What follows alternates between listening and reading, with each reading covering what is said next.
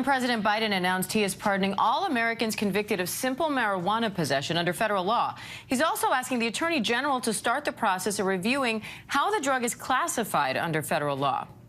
It's the first step toward decriminalizing marijuana on a federal level, potentially making good on a key campaign promise just ahead of the midterm elections. White House correspondent Mary Alice Parks joins me live now, along with defense attorney and former prosecutor Bernardo Villalona for more on this. Thank you both for being here. Mary Alice, what went into this decision from President Biden, and why make this move now? Yeah, Diane, this is a big deal. This represents a fundamental shift in the United States government's response to marijuana. And it does seem to represent the end of what has been a real journey for President Biden on this issue.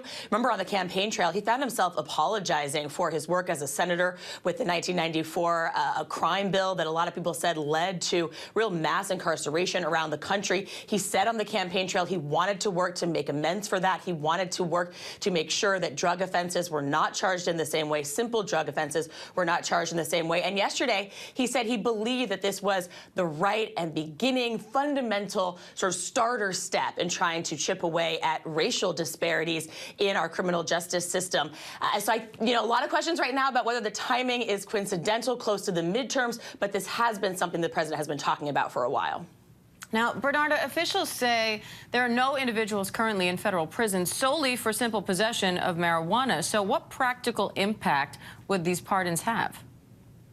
Well, the practical and most important impact it has is on those that have a conviction under federal law for simple possession of marijuana, because it's going to erase their record. They will be able to apply for employment and say that they have not been convicted if that is the only conviction they had on their record. Also, it affects in terms of applying for housing if they ask if they have a conviction, as well as for applying for financial aid. So the most immediate impact, of course, are on those that have a criminal conviction under federal law for simple possession. But it's important to remember that it's still not making it legal to federally possess marijuana. So that is something important to remember, because only Congress can be able to take that law off the books.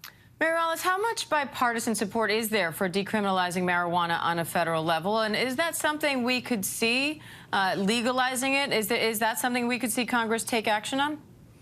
Well, as a part of this announcement, President Biden called on the federal government to look at how marijuana is classified. Right now, it is a Schedule I drug, similar to, drugs we think of like heroin. He said that's inappropriate. He believes that this is something that the government should look at. But to truly decriminalize it, that would take an act of Congress. And there's some bipartisan support, largely because so many states have already taken some of these moves, that people that come from states where marijuana possession is legal, makes it harder to vote on the federal level differently. But I wouldn't say that right now there's probably enough bipartisan support. It would be a much harder, much longer road through Congress. All right, Mary Alice Parks and Bernardo Villalona, thank you both.